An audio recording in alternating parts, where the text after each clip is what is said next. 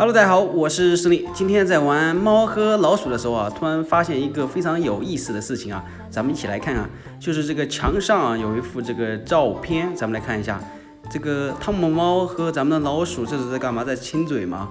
他们是在这里秀恩爱啊！我的天啊，说明啊，这个猫和老鼠并不是死对头啊，他们呢也有爱情啊，他们之间也有爱情。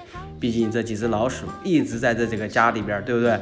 在家里面就那么一只猫啊，久而久之，它们就产生了感情，是不是这样子的呢？嘿嘿嘿啊，是不是？我说这个猫对老鼠有感情，你还不相信？这只猫啊，就在旁边，它不打我啊，瞅着我，是不是啊？它不打我啊，哼哼，哎呦，什么情况？什么情况？这个猫还发怒了，打了我一下，那我赶紧得撤。我站在这个水果盘旁边，看它过不过来，还过来我们就丢水果砸它。